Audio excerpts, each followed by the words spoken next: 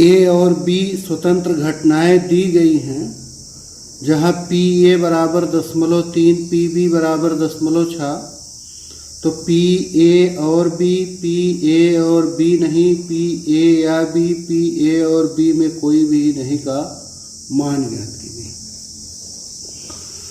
ए की प्रोबेबिलिटी और बी की प्रोबेबिलिटी दी गई है, तो हमें ये 4 खंड निकालने हैं। जिससे पहले ज्ञात करना है प्रोबेबिलिटी ऑफ ए है 0.3, प्रोबेबिलिटी ऑफ बी है 0.6। साथ में यह भी दिया है कि ए और बी स्वतंत्र घटनाएं हैं।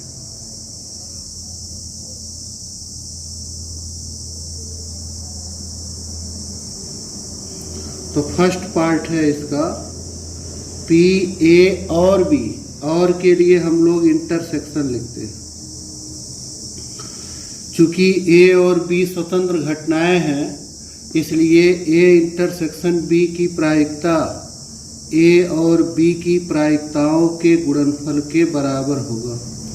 केवल गुणा कर देना है, 0.3 गुणे 0.6 0.18। दूसरा है पी ए और बी नहीं, ए तो है और भी है, और के लिए इंटरसेक्शन बी नहीं है, बी डैश या बी बार लिख सकते हैं, बी की पूरक घटना। तो देखिए आपने सीखा है कि अगर ए और बी दो स्वतंत्र घटनाएं हैं, तो ए और बी डैश या ए डैश और बी डैश या ए डैश और बी डैश भी स्वतंत्र घटनाएं होती। आप एग्जाम्पल 3 को उदाहरण नंबर 13 को देखिए, तो उससे आपको स्पष्ट होगा कि ये P A intersection B dash बराबर होगा पी ए गुणे पी बी डैश। क्योंकि यदि ए और बी स्वतंत्र हैं तो ए और बी डैश भी स्वतंत्र। इतना ही नहीं, ए डैश और बी भी स्वतंत्र हो, ए डैश बी डैश भी स्वतंत्र हो। तो ये हो गया पी ए गुणे P B dash. P A का मान 0.3 है और पी बी डैश का मान 1 में से पी बी को घटाने पर मिलेगा 1 - 0.6। किसी घटना की प्रायिकता और उसके पूरक घटना की प्रायिकता का योग 1 होता है, इसलिए। तो ये हो गया 0.3 × 0.4 आ जाएगा 0.12। थर्ड पार्ट है इसमें ए या बी, या के लिए यूनियन लिखते हैं, पी ए यूनियन बी। तो ये बराबर होता है P A plus P B minus P A intersection B. किन्हीं भी दो घटनाओं ए और बी के लिए है। अगर यहाँ ए और बी स्वतंत्र घटनाएं हैं तो इसके स्थान पर हम लोग लिख सकते हैं पी ए गुणे पी बी, ये वाला मान पी ए गुणे पी बी हो जाएगा 0.18। तो अगर इसमें हम सबका मान रखें 0.3 plus 0.6 minus P A intersection B, सीधे हो गया 0.18। तो ये हो गया 0.9 माइनस 0.18, ये आ जाएगा 0.72। और इसका चौथा भाग है, 4 पार्ट हैं। ए और बी में कोई भी नहीं, नाइदर ए नार बी। ए नहीं और बी नहीं, ए नहीं इसलिए ए डैश, और के लिए इंटरसेक्शन बी भी नहीं इसलिए बी डैश। तो यदि ए और बी पूरक घटनाएं हैं तो ए डैश और बी डैश भी पूरक घटनाएं होंगी। या हम लोग इसको ऐसे निकाल सकते हैं, प्रश्न नंबर 9 में लगाया गया है। अगर हम वेन डायग्राम बना के देखेंगे तो A dash intersection B dash ये बराबर होगा ए यूनियन बी का डैश। ए यूनियन बी को छोड़ दीजिए, ए यूनियन बी का पूरक ले लीजिए, तो जो होगा वो ए डैश इंटरसेक्शन बी डैश ही होगा। और ये बराबर हो जाएगा एक ऋण पी ए यूनियन बी। ये आ जाएगा एक ऋण, ये पी ए यूनियन बी है 0.72, तो ये आ जाएगा 0.28। या इसको हम लोग ऐसे भी लिख सकते थे कि अगर ए और बी स्वतंत्र हैं तो ए डैश और बी डैश भी स्वतंत्र होंगे, इसलिए P A dash intersection B dash बराबर पी ए डैश गुणे P B dash. P A dash 1.3 और पी बी डैश हो जाएगा 1.6, तो ये हो जाएगा 0.7, ये हो जाएगा 0.4, ये आ जाएगा 0.28, चाहे जैसे भी कर ले आप। अगला प्रश्न है प्रश्न नंबर 12। एक पासे को 3 बार उछाला जाता है तो कम से कम एक बार विषम संख्या प्राप्त होने की प्रायिकता ज्ञात। कम से कम एक बार विषम संख्या आने की प्रायिकता चाहिए। ये 12वां सवाल। कम से कम एक बार विषम संख्या आने की प्रायिकता।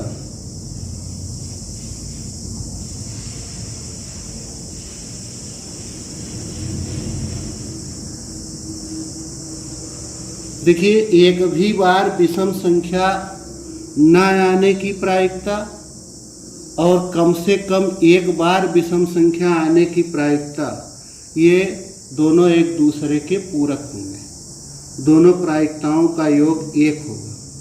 तो अगर हम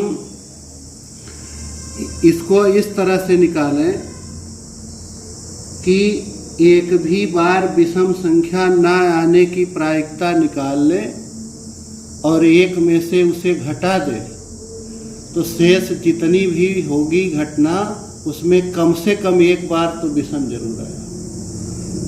एक भी बार विषम संख्या न आए, एक भी बार विषम न आना, ये एक भी बार विषम न आना और कम से कम एक बार विषम आना, ये दोनों पूरक है। तो दोनों की प्रायिकता का योग एक होगा, इसलिए कम से कम एक बार विषम संख्या आने की प्रायिकता हो जाएगी एक ऋण एक भी बार विषम न आना, विषम न आने की प्रायिकता।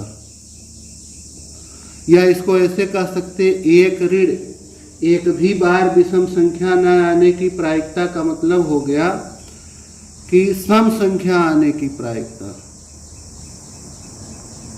तीनों बार सम संख्या आने की प्रायिकता।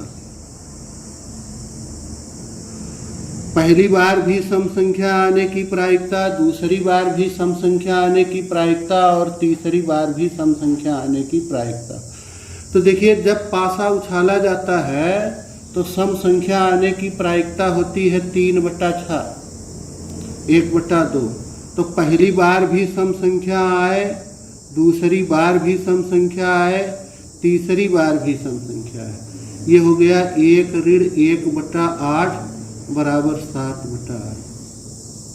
देखिए, इसको हम लोग ऐसे भी लगा सकते हैं कि कम से कम एक बार विषम संख्या आने की जो प्रायिकता कह रहा है, तो कम से कम एक बार विषम संख्या आने की प्रायिकता में 3 स्थितियां।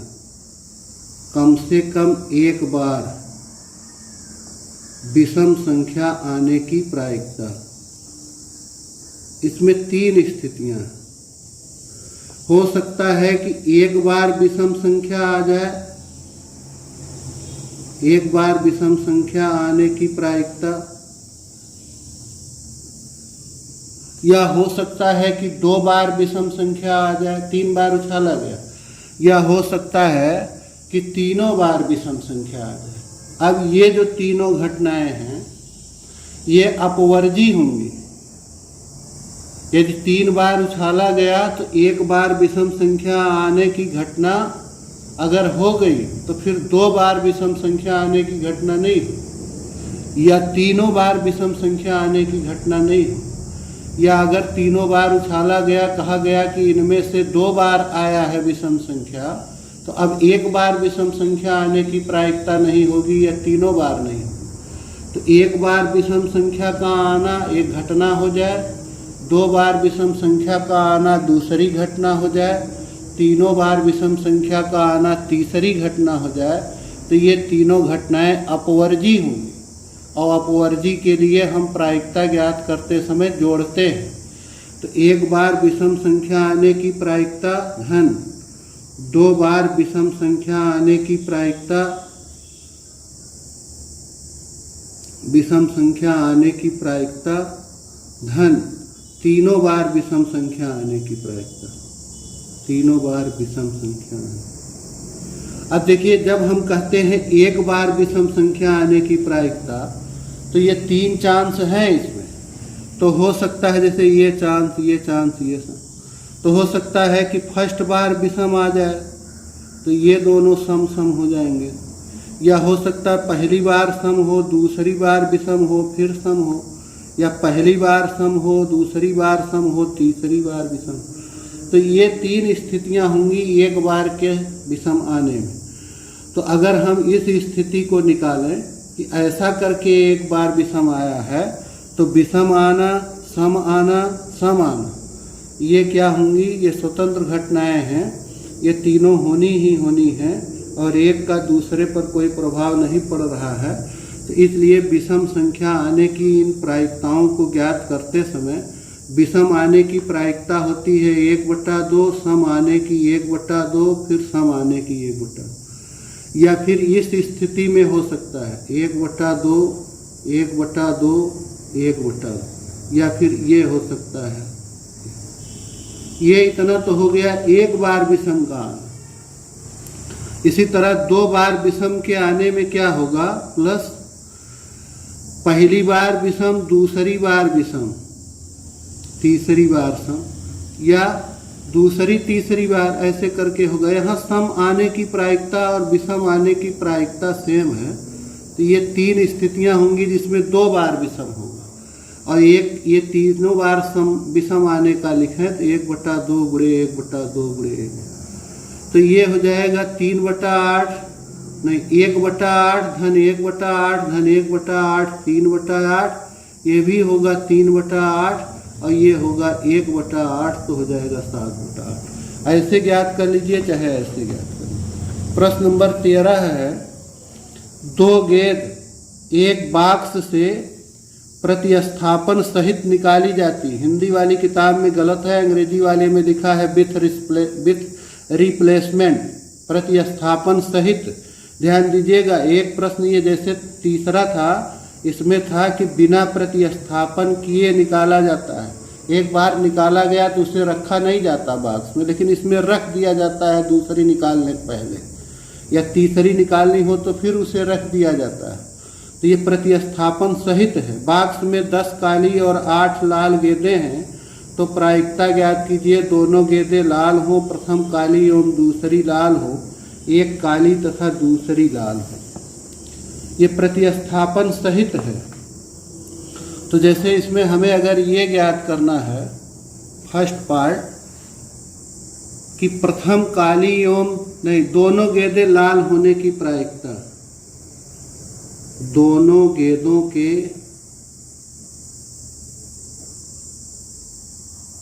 लाल होने की प्रायिकता। देखिए, अगर प्रतिस्थापन सहित है, माने एक बार गेंद को निकाला गया फिर उसे रख दिया गया, तो ये घटनाएं स्वतंत्र हैं।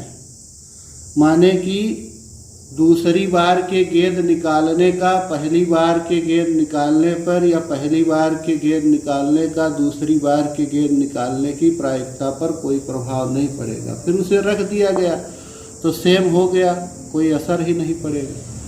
तो दोनों गेंदों के लाल होने की प्रायिकता का मतलब हो गया पहली बार भी लाल गेंद निकले और दूसरी बार भी लाल गेंद निकले। और देखिए 10 काली और 8 लाल गेंदें हैं, इसलिए लाल गेंद निकलने की प्रायिकता 8/18 होगी। तो पहली बार भी लाल गेंद चाहिए और दूसरी बार भी लाल गेंद चाहिए। दोनों बार लाल गेंद निकलने की प्रायिकता, तो ये कट जाएगा यहाँ, ये भी ऐसे कट जाएगा, 16/81 हो जाएगा। और दूसरा है कि प्रथम काली एवं दूसरी लाल, प्रथम काली और दूसरी लाल गेंद निकलने की प्रायिकता।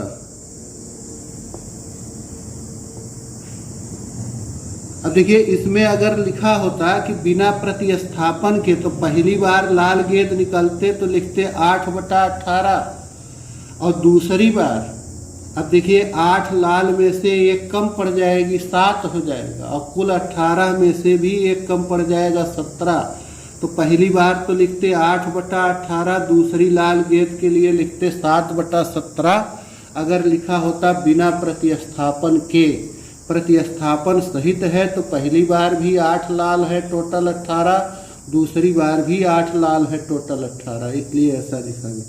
तो प्रथम गेंद के काली निकलने और दूसरी के लाल, तो काली कुल गेंदें हैं 10 और टोटल है 18, तो पहली काली गेंद और दूसरी लाल 8/18, ये हो गया 2 × 5 = 10, 2 × 9 = 18, 2 × 4 = 8, ये आ गया 20/81।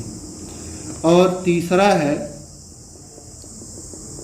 एक काली और एक लाल, एक काली और दूसरी लाल।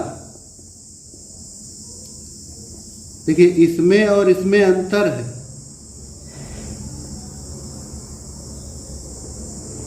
एक काली और दूसरी लाल, इसका अर्थ ये हो गया कि फर्स्ट सेकंड की बात नहीं है, इसमें 2 संभावनाएं। हो सकता है कि पहली काली निकले दूसरी लाल, या हो सकता है कि पहली लाल निकले दूसरी काली। अब देखिए, ये दोनों घटनाएं अपवर्जी होंगी। अगर पहली काली निकल गई दूसरी लाल, तो अब दूसरी काली और पहली लाल नहीं निकलेगी, इसलिए अपवर्जी के लिए हम लोग जोड़ते हैं। तो पहली गेंद के काली निकलने और दूसरी के लाल, तो ये हो जाएगा 10/18 × 8/18। और या हो सकता है कि पहली लाल निकल जाए, तो पहली लाल निकलेगा तो ये होगा 8/18, और दूसरी काली निकल जाए तो ये हो जाएगा 10/18। ये स्थिति होगी तो फिर ये नहीं होगी, ये स्थिति होगी तो ये नहीं होगी, ये दोनों अपवर्जी है, इसलिए जोड़ेंगे, अपवर्जी के लिए जोड़ना पड़ता है। तो ये हो गया, अभी इसे सरल किया गया है, तो 20/81 प्लस इसी तरह ये भी आएगा 20/81, तो हो जाएगा 40/81। ये हो गया इसकी प्रायिकता। अगला प्रश्न है, प्रश्न नंबर 14 है, एक विशेष समस्या को ए और बी द्वारा स्वतंत्र रूप से हल करने की प्रायिकताएं क्रमशः 1/2 और 1/3 हैं। यदि दोनों स्वतंत्र रूप से समस्या हल करने का प्रयास करते हैं तो प्रायिकता ज्ञात कीजिए कि समस्या हल हो जाती है। उनमें से तथ्यतः कोई एक समस्या हल कर लेता है। तो ए द्वारा हल करने की प्रायिकता है 1/2 और बी द्वारा हल करने की प्रायिकता है 1/3। पी ए इसका मान है 1/2, पी बी द्वारा हल करने की प्रायिकता 1/3। फर्स्ट पार्ट है समस्या हल हो जाती है, इसकी प्रायिकता चाहिए। तो देखिए, समस्या हल हो जाती है, इसका मतलब चाहे ए हल करे या बी हल करे या दोनों हल करें। तो जहाँ कहीं ऐसी स्थिति आती है कि ए का भी हमें चाहिए, बी का भी चाहिए, ए और बी दोनों का चाहिए, वहाँ यूनियन होता है। दो सेटों का यूनियन जो होता है उसमें ए के भी रहते हैं, बी के भी रहते हैं, और ए और बी दोनों के कॉमन जो रहते हैं वो भी रहते हैं। तो अगर हम कहते हैं कि समस्या हल हो जाती है, इसकी प्रायिकता इसका मतलब चाहे ए हल करे या बी हल करे या दोनों हल करे, इसका अर्थ हुआ ए यूनियन बी चाहिए। तो पी ए यूनियन बी बराबर होगा P A plus P B minus P A intersection B. चूंकि ये घटनाएं स्वतंत्र हैं, कह रहे स्वतंत्र रूप से हल करने की प्रायिकता है इनकी, इसलिए इस पी ए इंटरसेक्शन बी का मान हो जाएगा पी ए गुणे पी बी। इसके स्थान पर लिख सकते पी ए गुणे पी बी। तो 1/2 धन 1/3 ऋण 1/2 गुणे 1/3 5/6 ऋण 1/6 4/6 सरल करेंगे तो 2/3 आ जाएगा। और दूसरा पार्ट है इसमें, उनमें से तथ्यतः कोई एक समस्या हल करता है, कोई एक ही उस समस्या को हल करता है। दो स्थितियां होंगी एक ही हल करने में, ए हल करता है बी नहीं अथवा बी हल करता है ए नहीं। कोई एक समस्या हल कर लेता है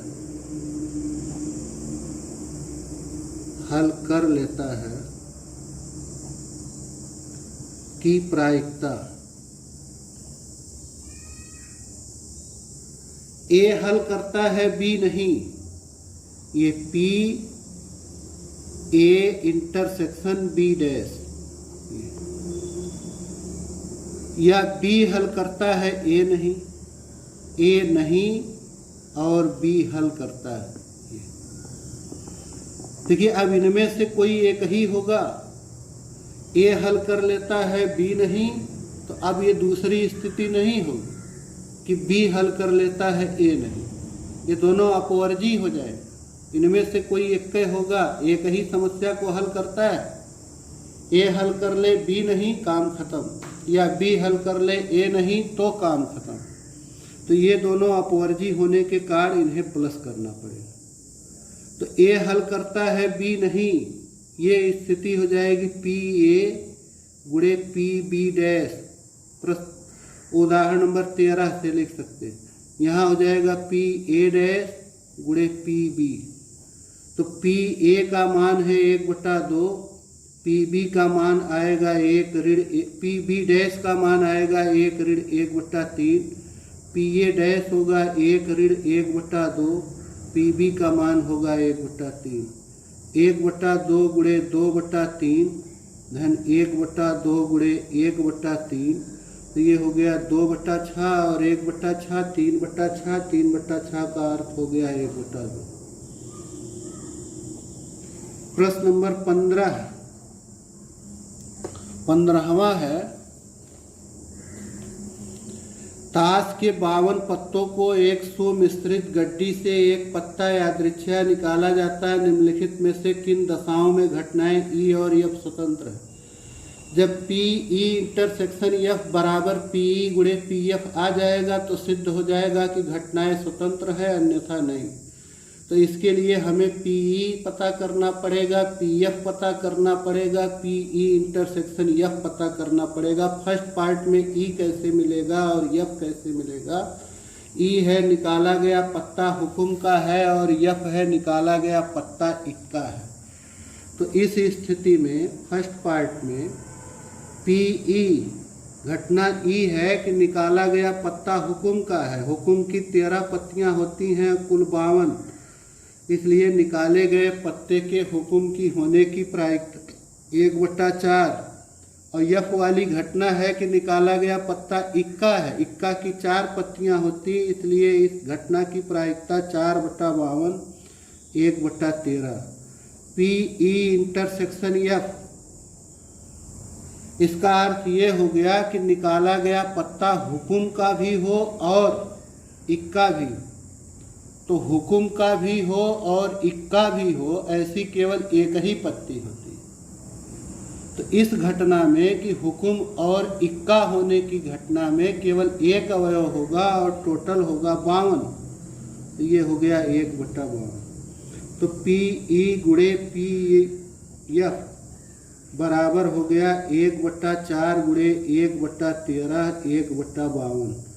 चूँकि पी ई इंटरसेक्शन एफ बराबर है, देखिए ये भी 1/52 है, पी ई गुणे पी एफ, इसलिए घटनाएं स्वतंत्र हैं, घटनाएं स्वतंत्र हैं।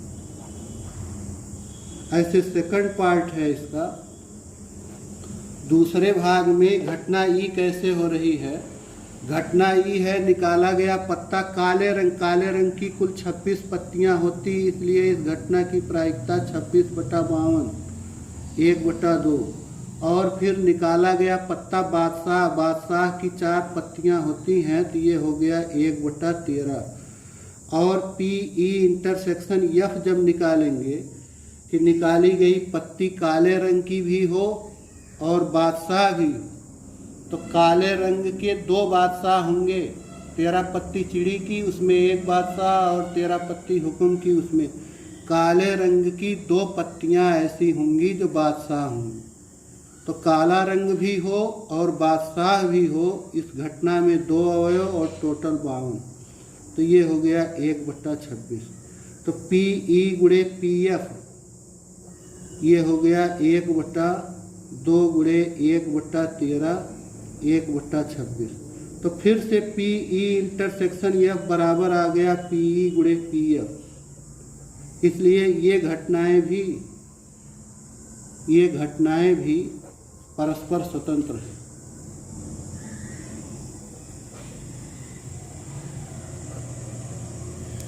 थर्ड है, इसमें थर्ड पार्ट है, निकाला गया पत्ता एक बादशाह या एक बेगम है, बादशाह या बेगम।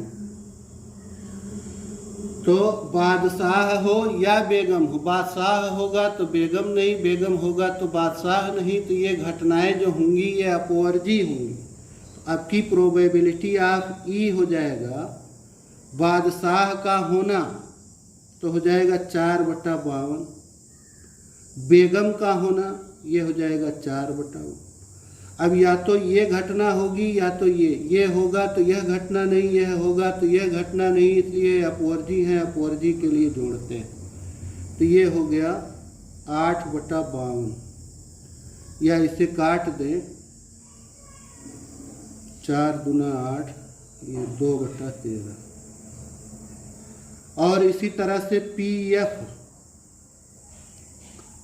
होगा, निकाला गया पत्ता एक बेगम या एक गुलाम है, बेगम हो तो गुलाम नहीं, गुलाम हो तो बेगम नहीं। बेगम की 4 पत्तियां होती हैं तो 4/52, गुलाम की भी 4 पत्तियां होती तो 4/52, फिर से आ जाएगा 2/13। अब देखिए इनका इंटरसेक्शन क्या होगा। पहले वाले घटना में है बादशाह या बेगम, और दूसरी वाली घटना में है बेगम या गुलाम, तो दोनों में कॉमन यही है बेगम। तो पी ई इंटरसेक्शन एफ क्या होगा, पत्ती जो पत्ती निकाली गई उसका बेगम होना और निकाली गई पत्ती का बेगम होना हो जाएगा 4/52 1/13। तो अब की बार जब पी ई इंटरसेक्शन एफ निकालेंगे तो वो आया 1/13, और पी ई गुणे पी एफ निकालेंगे तो ये आएगा 2/13 गुणे 2/13 4/169, और ये पी ई इंटरसेक्शन एफ के बराबर नहीं है, not equal to P E गुणे पी एफ, इसलिए घटनाएं स्वतंत्र नहीं, घटनाएं स्वतंत्र नहीं। प्रश्न नंबर 16वां है,